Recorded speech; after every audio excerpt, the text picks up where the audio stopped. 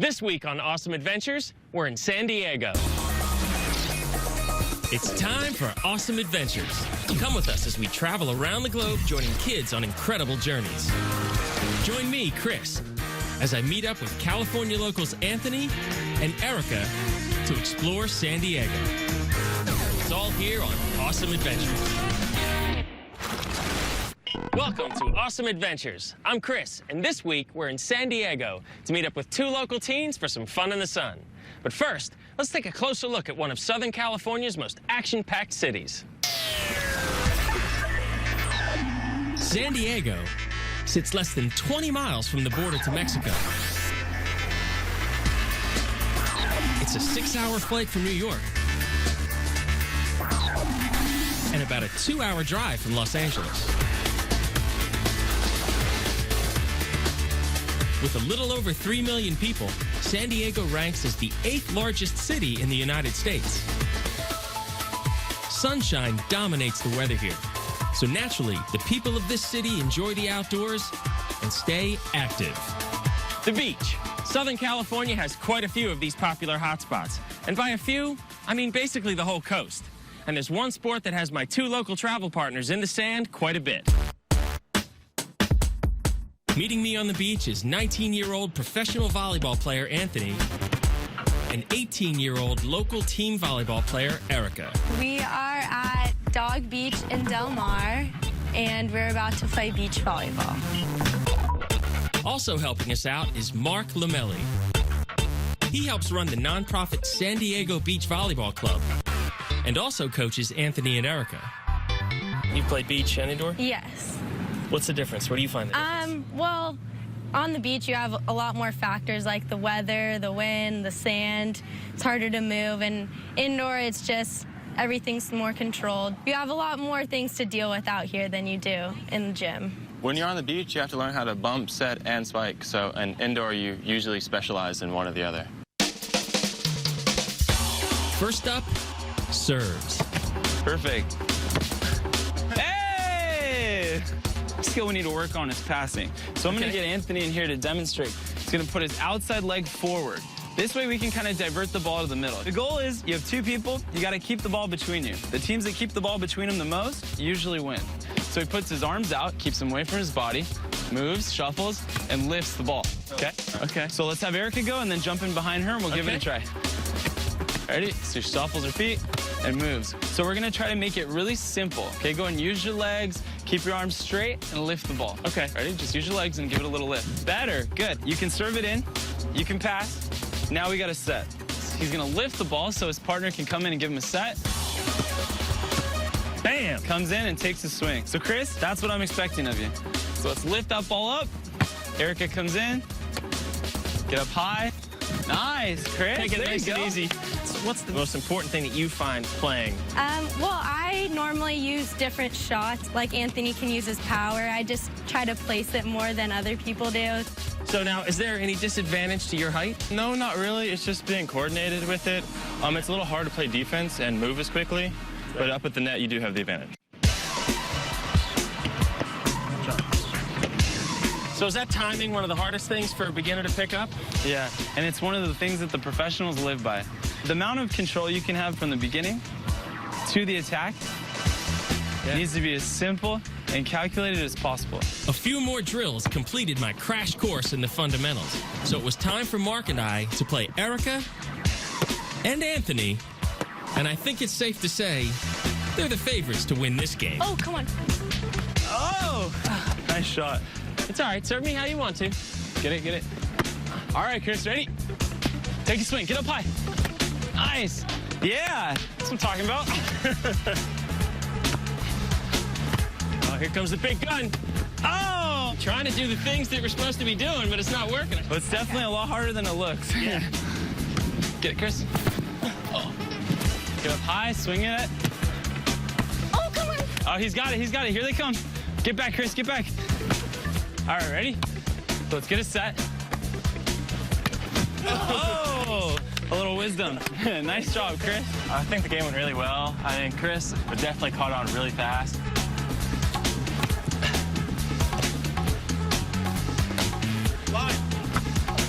Oh, Get up, Chris. Get up, Chris. Go. Oh, nice try. Great defense.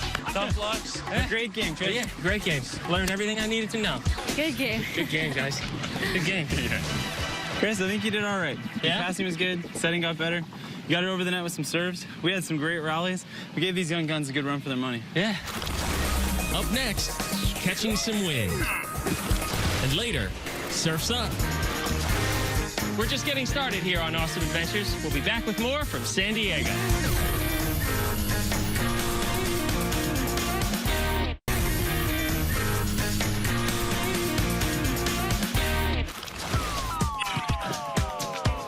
Welcome back to Awesome Adventures.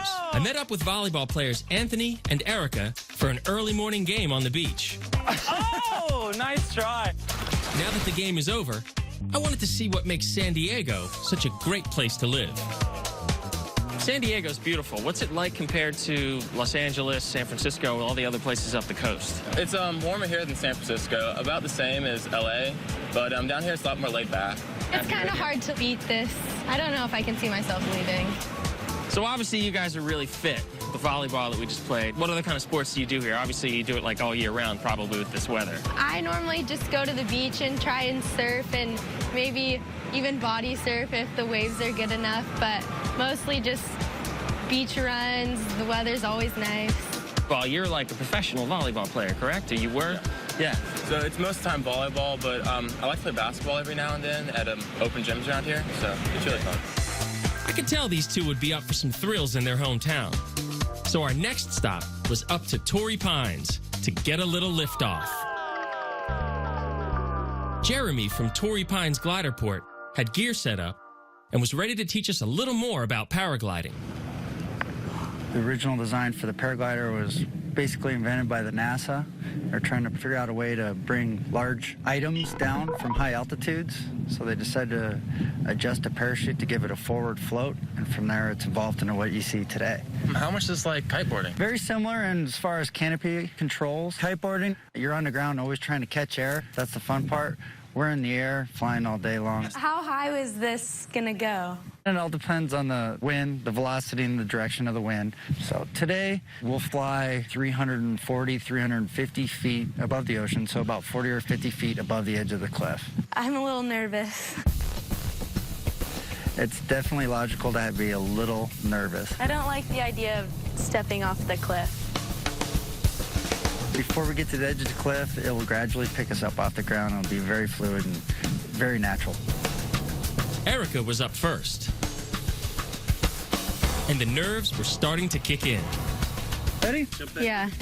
Don't worry about that. I'm stay. Going in.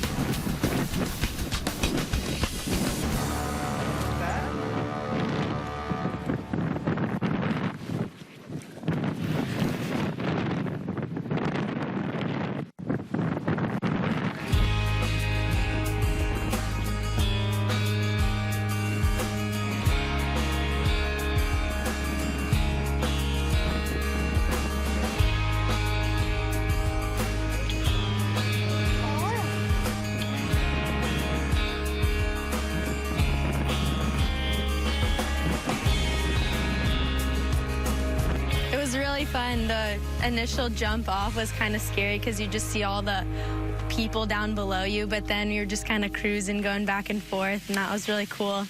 And it doesn't even seem like you're 340 feet up in the air. It's just kind of relaxing and calming. Our wind was dying. Because Anthony weighed the most, Jeremy wanted to have me go next. Turn around, step in a mile. All right. In the meantime, we were hoping the wind would pick up enough to support the combined weight of Anthony and Jeremy. Right now, it's borderline.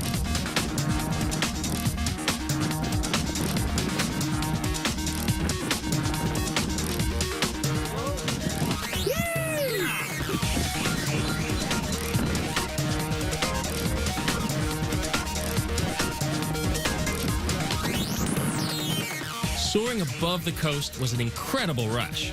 But before we knew it, our wind was not cooperating. We're not making it in here. We were losing speed and altitude quickly. And since we started to drift lower than our launch spot, there was only one other place we could land. the beach. Chris just went down. He didn't make it back up. I guess the wind wasn't strong enough to carry him. I have no hopes at all right now. The beach is not where Jeremy wants to land. That means packing up the gear and making a 15-minute hike back up to the launch area. And if we were too heavy to make it back, Anthony's chances were not looking good. Anthony, unfortunately, you can see the wind's backed off. So, unfortunately, we're not going to be able to get you out there, big guy. What happened if I did take off? Well, it's not so much the airtime, it's the safety behind the whole procedure. We like a nice, solid, strong headwind to launch into. If we were to take off right now, it'd be a quick flight down to the beach. But while Anthony may not have gotten a lesson on day 1 in the air, coming up next, day 2 will get his attention. Quickly. Awesome Adventures will be right back.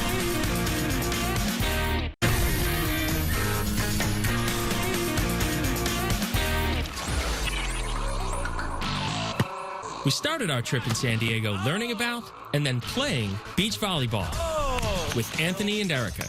Nice job, Chris. Afterwards, a trip to Torrey Pines got Erica and I up in the air.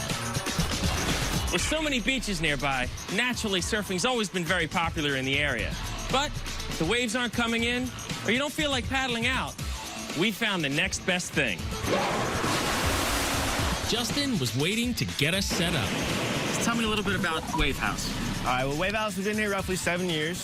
Behind us is a smaller wave, which we call the Flow Rider. It's our introductory wave, and then once you're good on that wave, we move you on to the big wave.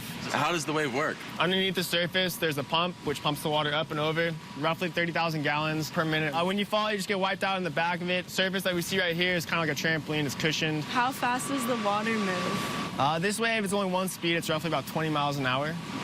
How do you think you're going to do? Horrible. Horrible, really? Think you're going to fall? Definitely. Before we tried out the wave, Justin introduced us to Eric Silverman, a rider who showed us what's possible. I want to go first. I want to get it over with. He's leaning too far over like this. He's hunching his back. You want to like pretend like you're squatting. Oh, okay. And have your weight back like that. Oh, I see. So he's leaning too far forward. Yeah, he's going to fall forward, right? Yeah. Your body's going to fall wherever your face is looking. And Gotcha. he's looking down. Lean back. You can let go if you want. Lean back.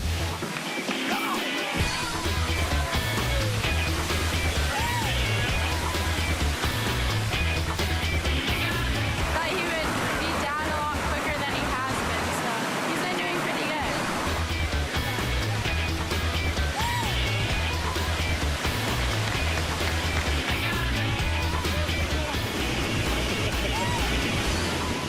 Feels nice. This is kind of a mix of everything. I mean, it's surfing, snowboarding, skateboarding. I mean, all of it. Erica was next to go.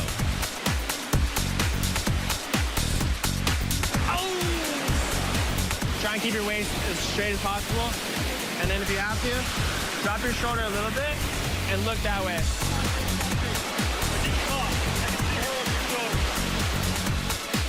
Well, she's keeping her weight in the back leg and it's working really well. Then she put a little bit too much weight on her front foot and it caused her to fall.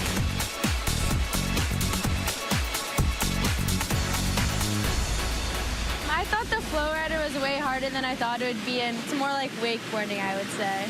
Then it was my turn to give it a shot.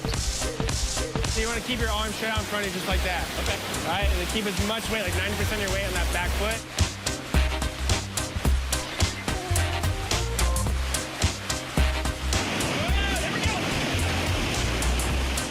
The Flow Rider was wild.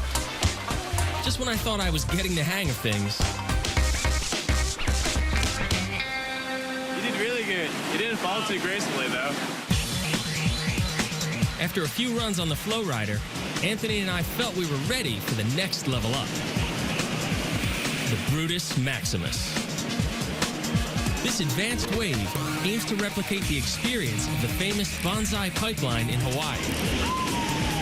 While Eric showed off a few tricks, Anthony and I were hoping to just stay up.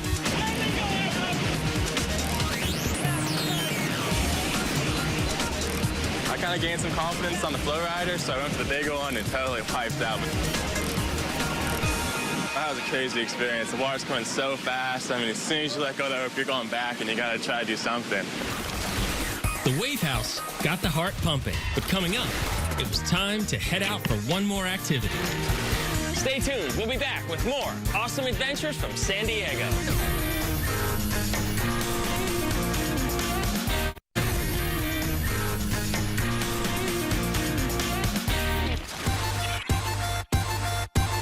Welcome back to Awesome Adventures. We're in San Diego, California, with local teens Anthony and Erica. Day one started in the sand. Oh! And then took to the air. Earlier today, a trip to the Wave House got the adrenaline racing. Now, it's time to wind down our trip to Southern California. Both Anthony and Erica have strong athletic backgrounds, but our next adventure will put their focus to the test. Helping us learn more about archery today are two Olympic hopefuls, Nick Kale and Lauren Clemen. Archery is a sport of incredible precision, requiring these two to compete at a distance of 70 meters from the target, which is about 230 feet away. We're going to be shooting recurve style bows today. These are kind of the basic versions of what you'll see shot in the Olympic Games. We're going to be shooting some aluminum arrows. We're going to be shooting at about 8 to 10 meters away. How much do each of the bows weigh? In terms of actual weight of the bow, I would say it's probably 1 or 2 pounds, but the draw weight of the bow itself with these will be about, say, 16 to 20 pounds, so pretty light. The bows you'll see shot that we're going to shoot and that are shot in the games are anywhere from about 42 pounds to 50 pounds of draw weight. To start things off, we had Nick teach Anthony and Erica. You guys are going to mirror what I do. You're taking your left hand and you're putting it in the grip, and that's this part right here. So you're going to hold the grip just like this. Before we shoot anything, I'll have you guys draw the bow back first. If you have too many fingers on the string, it can kind of impact how the string gets released. So, all right, so let's try shooting a few arrows. I'll shoot one first so you can see how it looks. We're going to take that one finger on top, 2 on bottom, so it's going to look just like that. Bring our arm up, draw right to the corner of our face, and let go. So let's see you guys give it a shot. Remember, right eye open. Good, good, perfect. I love learning this. Archery is so much harder than it looks. It's almost impossible to hit the middle. Come all the way back right to the corner of the face, and then keep that elbow nice and far back. Good. It looks way easier watching it on TV than actually doing it. Good.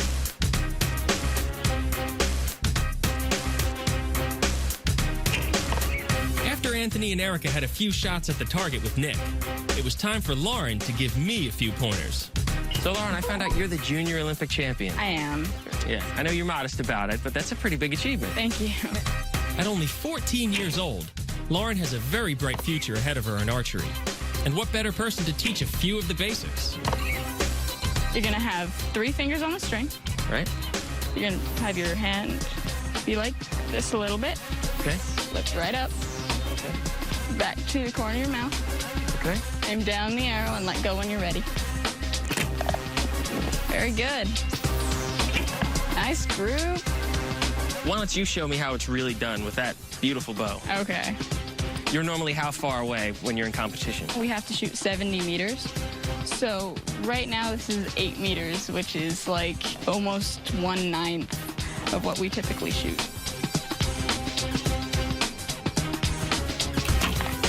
Wow. Right in it.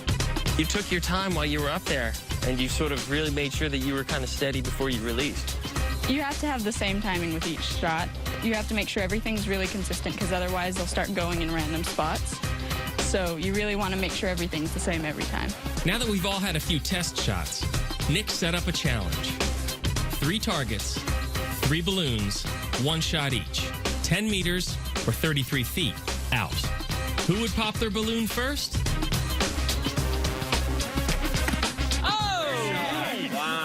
Oh, man. Now the pressure's on. Good luck, guys. Now the pressure's on. Oh, man. Perfect. Okay. Right on. All Good right. shot. Oh, a little too high. Pressure is definitely a 10 right now. Don't want Erica to pop my balloon. Yeah. I'll go after their balloon. All right. It's cold-blooded. After Anthony and I missed, Erica took one more shot at my balloon to prove it wasn't luck. Look at that. This! Oh. Erica just beat us. She was on fire. She hit her balloon, then she hit Chris's balloon. Nothing was stopping her today. I was kind of surprised when I hit the first one, honestly.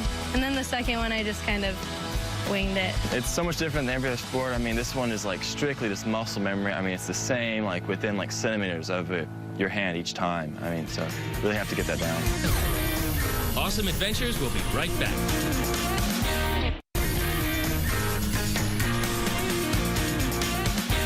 Had such a great time. Did you guys have fun? Yeah, it was great. Yeah, what was your favorite part? I like the wave house. It was a new adventure. I mean, that was great. Yeah, that was a lot of fun for me. How about you? My favorite part was the paragliding. Oh, that was nice. Well, thank you so much for showing me around San Diego. It was fantastic.